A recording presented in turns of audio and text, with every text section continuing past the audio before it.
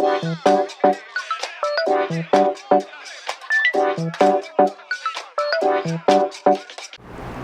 वालेकुम व्यूअर्स, मैं हूं सबीन आदिल और वेलकम करती हूं आपको अपने चैनल स्टडी विद सबीन में। और आज हम पढ़ेंगे अबाउट मोल, एवोगैड्रो नंबर और एक दो साथ में न्यूमेरिकल्स भी सॉल्व करेंगे। तो स्टार्ट करते हैं मोल के साथ। तो मोल की डेफिनेशन पहले देख लेते हैं। The molecular mass, atomic mass और formula mass of a substance expressed in grams, it is called mole. ठीक है, यानी कि अगर हम बात करें कार्बन की फॉर एग्ज़ाम्पल, तो कार्बन का एटॉमिक मास होता है, आप सबको पता है कार्बन का एटॉमिक मास क्या है, 12 AMU। ठीक है, that is atomic mass unit. ठीक है, तो इस डेफिनेशन के अकॉर्डिंग अगर मैं एटॉमिक मास को एक्सप्रेस कर दूं ग्राम्स में, तो इट इज़ इक्वल्स टू 1 मोल। ठीक है, यानी कि एटॉमिक मास, मॉलिक्यूलर मास या फॉर्मूला मास को एक्सप्रेस कर दिया ग्राम्स में, तो वो क्या बन गया, मोल बन गया। ठीक है, और यहाँ पर जो है एक मोल, एक कार्बन एटम की बात की तो 12 grams of carbon is equals to 1 mole. अगर 24 ग्राम्स हम ले लेंगे तो ultimately it will be equal to 2 mole. ठीक है, अब सवाल ये पैदा होता है कि ऐसा क्यों किया, यानी कि क्यों मोल को इंट्रोड्यूस करवाया और क्यों जो है वो हमें इसको ग्राम में कन्वर्ट करने की ज़रूरत पड़ी। तो देखें, सबको पता है कि एटम्स और मॉलिक्यूल्स जो हैं they are too small particles, और इनको पार्टिकल टू पार्टिकल हैंडल करना या इनके बारे में स्टडी करना it was not an easy task. ठीक है, तो साइंटिस्ट ने उस वक्त जो है वो ये मेथड अपनाया कि किसी भी सब्सटेंस का जिसके बारे में हमें स्टडी करनी है या रिएक्शन करवाना है, उसका एक सफिशेंट अमाउंट ले लें ताकि उसके बारे में स्टडी करना या रिसर्च करना आसान हो सके। ठीक है, अब ये सफिशेंट अमाउंट ऑब्वियसली किसी ना किसी स्टैंडर्ड के तहत होगा, अपनी मर्ज़ी से तो कोई अमाउंट हम ले नहीं सकते। तो जिस तरह हमने कार्बन 12 को अपना स्टैंडर्ड बनाकर जो है वो atomic masses, relative atomic masses calculate किए थे बाकी सब्सटेंसेस के, उसी तरह हमने यहाँ पर भी कार्बन को स्टैंडर्ड बनाया। और कार्बन को हमने ये कहा कि कार्बन का जो एक एटम है that is equals to 12 AMU। ठीक है, तो अब जब हम कोई भी सब्सटेंस लेंगे जिसके बारे में हम स्टडी करना चाहते हैं या उसका केमिकल रिएक्शन करवाना चाहते हैं, तो उसका हम तकरीबन इतना अमाउंट लेंगे, यानी कि इतना सफिशिएंट अमाउंट लेंगे जिसमें नंबर ऑफ़ उस सब्सटेंस के नंबर ऑफ़ पार्टिकल्स, और पार्टिकल्स में एटम्स, आयन और मॉलिक्यूल्स कुछ भी हो सकते हैं। ठीक है, तो इतना अमाउंट लेंगे किसी भी सब्सटेंस का जिसमें उतने नंबर ऑफ़ पार्टिकल्स मौजूद हों जितने के 12 ग्राम्स कार्बन में मौजूद होंगे। यानी कि जिस सब्सटेंस के बारे में हम स्टडी करना चाहते हैं उसका हमें अमाउंट कितना लेना पड़ेगा, तकरीबन इतना अमाउंट लेना पड़ेगा जिसमें नंबर ऑफ़ एलिमेंट्री पार्टिकल्स इतने हों जितने के अगर हम 12 ग्राम कार्बन का सैंपल लेते तो उसमें मौजूद होते।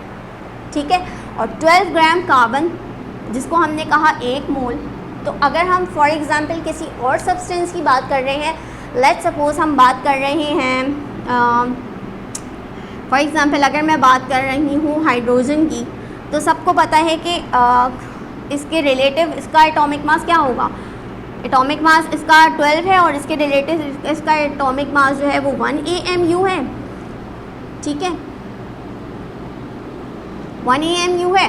तो अगर हमने इसके 12 ग्राम्स लिए हैं तो इसके रिस्पेक्टिवली हमें जो है वो इसका भी क्या लेना पड़ेगा, 1 ग्राम लेना पड़ेगा। ठीक है, तो अगर यहाँ पर 12 ग्राम्स को हम 1 मोल कह रहे हैं तो यहाँ पर हमें 1 ग्राम को 1 मोल कहना पड़ेगा। सही है, यानी कि हाइड्रोजन का 1 मोल, ठीक है, ये तकरीबन इतना अमाउंट होगा कि उसमें इतने एलिमेंट्री पार्टिकल्स मौजूद होंगे जितने के 12 ग्राम्स अगर हम कार्बन के लेते तो उसमें मौजूद होते। ठीक है, तो हमने इस तरह कार्बन को स्टैंडर्ड बनाया और इसके रिस्पेक्टिव में हमने और जो है वो नंबर ऑफ़ मोल्स कैलकुलेट करना शुरू किए। अच्छा, एक एग्ज़ाम्पल और देख लेते हैं। अगर हमने कहा जनाब कि कार्बन जिसका कि एटॉमिक मास है 12 AMU, ठीक है, इसको हमने कन्वर्ट कर दिया 12 ग्राम में और इसको हमने कहा 1 मोल के बराबर है। तो अगर हम इसके रिस्पेक्टिवली जो है वो कैलकुलेट करेंगे, फॉर एग्ज़ाम्पल मैग्नीशियम को, ठीक है, मैग्नीशियम को 12 ग्राम कार्बन है तो यहाँ मैग्नीशियम के कितने ग्राम्स होंगे? मैग्नीशियम का एटॉमिक मास होता है 24, तो 24 ग्राम्स यहाँ पर जो है वो मैग्नीशियम के कितने बराबर 24 ग्राम्स अगर हम मैग्नीशियम के लेंगे तो it will be equal to 1 mole. इसी तरह कोई और सब्सटेंस लेते हैं, वाटर मॉलिक्यूल लेते हैं अगर, तो वाटर मॉलिक्यूल का मॉलिक्यूलर वेट होता है 18 ग्राम्स, ठीक है, तो उसका 1 मोल भी किसके बराबर हो जाएगा? 18 ग्राम्स वाटर मॉलिक्यूल। यानी कि अल्टीमेटली क्या बात हो गई कि सब्सटेंसेस को हम कन्वर्ट कर रहे हैं ग्राम्स में, यानी कि AMU से हम उसको एक्सप्रेस कर रहे हैं ग्राम्स में और वो बनता जा रहा है मोल, ठीक है। और मोल का कॉन्सेप्ट यही था कि हमें इतना अमाउंट लेना था कि जितने के उसमें इतने एलिमेंट्री पार्टिकल्स मौजूद हों जितने के 12 ग्राम्स कार्बन में मौजूद होंगे, ठीक है। तो ये था मोल का कॉन्सेप्ट।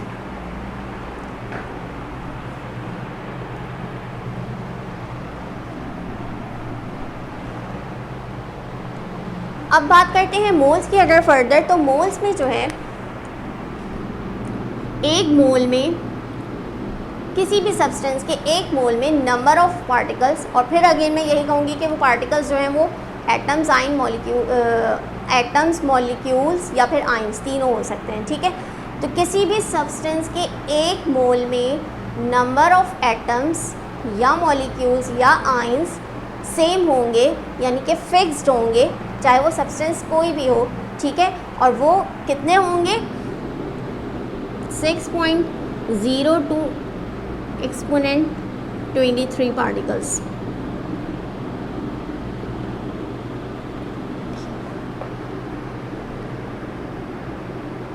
ठीक है। यानी कि डिफरेंट मेथड से जो है ये चीज़ डिटरमिन की गई, सेवरल मेथड से ये चीज़ डिटरमिन की गई कि एक मोल किसी भी सब्सटेंस का हो, उसमें जो नंबर ऑफ एटम्स होंगे या मॉलिक्यूल्स या आयंस होंगे वो सेम होंगे, फिक्स्ड होंगे, and that is equals to 6.02 × 10⁻23, ठीक है। और ये बराबर हो गया एक मोल के। तो ये जो कांस्टेंट नंबर है, इस नंबर को हम कहते हैं एवोगैड्रो नंबर।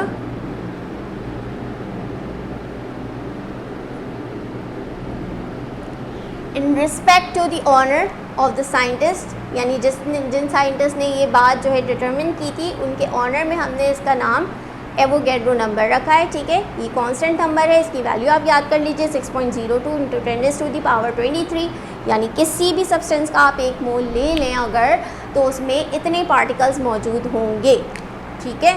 यानी कि एक mole carbon is equals to 12 grams is equals to 6.02 × 10⁻23 particles या एटम्स, ठीक है। इसी तरह अगर हम बात करते हैं एक मोल लेट्स से मैग्नीशियम की 24 ग्राम, इसका एटॉमिक मास हो गया 6.02 × 10⁻23, ठीक है। नाउ सपोज अगर हम बात करते हैं एक मोल वाटर मॉलिक्यूल की, इसका मॉलिक्यूलर वेट है 18 ग्राम, ये अगेन हो गया 6.02 × 10⁻23 मॉलिक्यूल्स ऑफ वाटर, ठीक है। तो ये नंबर फिक्स्ड हो गए हर सब्सटेंस के एक मोल में, ठीक है। इसे कहते हैं हम एवोगैड्रो नंबर। अब यहाँ पर आप इसकी डेफिनेशन भी देख सकते हैं। A mole of a substance always contains the same number of particles that could be ion, atoms और मॉलिक्यूल्स इररिस्पेक्टिवली कि उसका स्टेट क्या है, सॉलिड स्टेट है, लिक्विड है या गैशियस है।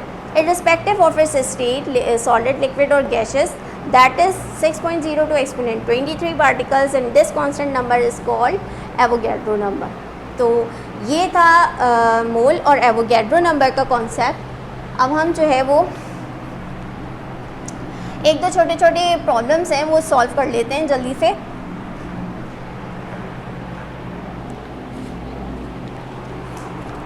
जी जनाब, यहाँ पर जो है वो कैलकुलेट करना है number of moles in 50 grams of water.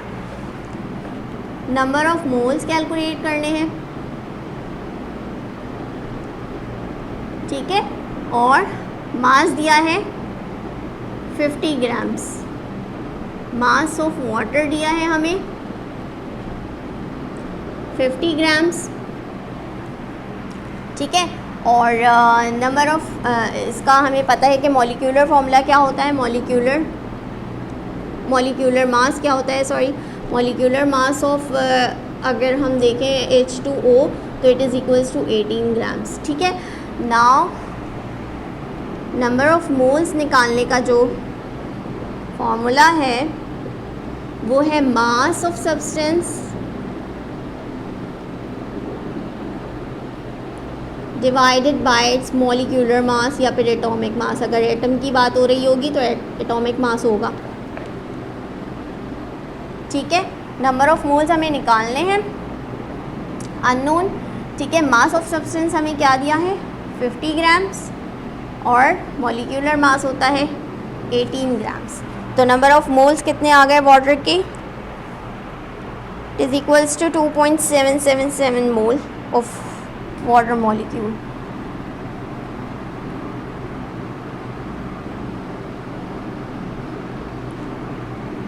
ठीक है, तो ये छोटे छोटे प्रॉब्लम्स आपसे पूछे जा सकते हैं कि अगर मोल दे दिया जाए, सॉरी मोल पूछ लिया जाए और हमें मास दे दिया जाए, या फिर मास पूछ लिया जाए और नंबर ऑफ़ मोल्स दे दिए जाएं, जैसे कि हम अगली एक एग्ज़ाम्पल जो है वो डिस्कस कर लेते हैं। अच्छा, अब दूसरी एग्जांपल देखते हैं। इसमें हमें क्या करना है, इसमें नंबर ऑफ़ मोल्स हमें दिए हुए हैं। पहले नंबर ऑफ़ मोल्स हमें पूछे गए थे और इस दफ़ा नंबर ऑफ़ मोल्स इन्होंने दे दिए हैं कि 3 मोल्स हैं भाई एलुमिनियम के, ठीक है, और हमें निकालना है उसका मास, ठीक है। हमें पता है एलुमिनियम का जो एटॉमिक मास है वो क्या है 27 ग्राम्स, ठीक है। तो अगेन अगर हम वही वाला फार्मूला लगाएं नंबर ऑफ़ मोल्स का, number of moles is equals to mass upon molecular mass या एटॉमिक मास, ठीक है। तो यहाँ हमें नंबर ऑफ़ मोल्स दिए हुए हैं 3 मोल्स और यहाँ मास हमें मालूम करना है, तो मास को एज इट इज़ लिख देते हैं। एटॉमिक मास की जगह हमने 27 लिख दिया, ठीक है। मास को फाइंड आउट करना है हमें, तो मास को हम यहीं रहने देते हैं और 27 इधर आकर मल्टीप्लाई हो जाएगा। तो यहाँ पर मास किसके बराबर आ गया, mass is equals to 27 multiplied by 3 that is 81 grams, ठीक है। तो ये 2 तरह की बातें हमने डिस्कस कर ली, जिसमें एक दफ़ा जो है हमें नंबर ऑफ़ मोल्स पूछे गए थे और एक दफ़ा जो है वो मास पूछा गया, ठीक है। अब हम एक और न्यूमेरिकल देखते हैं और उसमें जो है जनाब हमें नंबर ऑफ़ एटम्स कैलकुलेट करने हैं, ठीक है। Calculate number of atoms in 9 grams aluminium, ठीक है। यानी कि हमें नंबर ऑफ़ मोल्स नहीं बल्कि नंबर ऑफ़ एटम्स पूछे गए हैं। तो हम जो है वो बात स्टार्ट वहीं से करते हैं। हम बात स्टार्ट करते हैं कि जैसे हमें पता है 1 मोल की अगर हम बात करें, 1 mole that is equals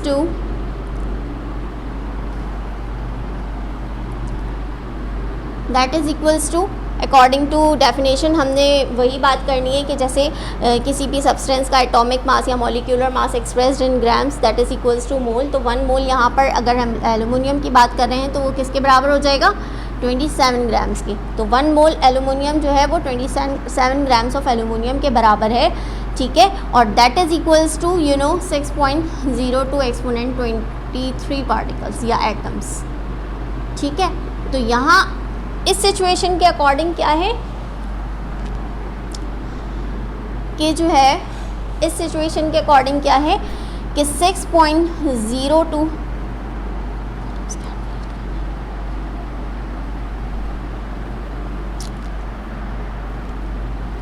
27 grams of aluminium contain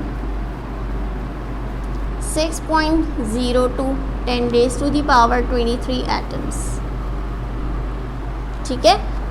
हम सबको पता है 27 ग्राम्स एलुमिनियम है, तो उसमें कितने यानी कि 1 मोल एलुमिनियम है तो उसमें कितने पार्टिकल्स या नंबर ऑफ एटम्स हैं 6.02 exponent 23।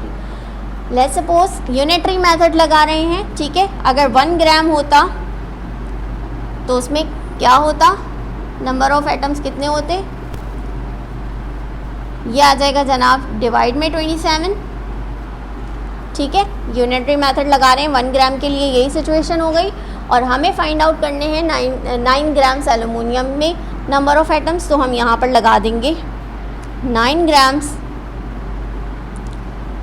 Of aluminium is equals to 6.02 exponent 23 divided by 27 and multiplied by 9,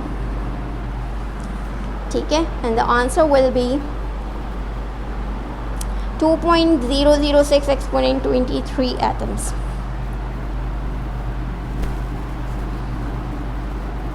(2.006 exponent 23 atoms। ठीक है, एक बार और रिव्यू कर लीजिए कि calculate number of atoms in 9 grams of aluminium, जिस यानी कि एलुमिनियम का हमें मास दे दिया है और इन्होंने इस बार जो है नंबर ऑफ मोल्स नहीं बल्कि पूछा है हमसे क्या, नंबर ऑफ एटम्स। हमें पता है कि 1 मोल अगर हम लें तो उसका मतलब हो गया कि 27 ग्राम्स ऑफ एलुमिनियम है, और जिसमें कि नंबर ऑफ एटम्स हमें पता है कि फिक्स्ड होते हैं 6.02 एक्सपोनेंट 23। 27 ग्राम्स में अगर इतने एटम्स हैं तो 1 ग्राम में कितना होगा, ठीक है, 6.02 एक्सपोनेंट 23 डिवाइडेड बाय 27।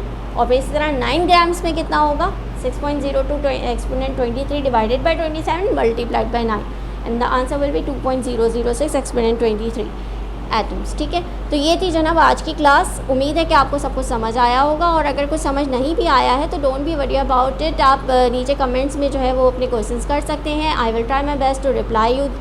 एंड जिन्होंने अभी तक मेरे चैनल को सब्सक्राइब नहीं किया तो काइंडली जो है वो मेरे चैनल को सब्सक्राइब करें, और डिस्क्रिप्शन बॉक्स से और आई बटन से जो है मेरे लास्ट लेक्चर्स का भी आपको लिंक मिल जाएगा, तो आप वहाँ से जाकर लास्ट लेक्चर्स भी ले सकते हैं। मिलते हैं फिर जनाब अपनी नेक्स्ट वीडियो में, तब तक के लिए अल्लाह हाफ़िज़।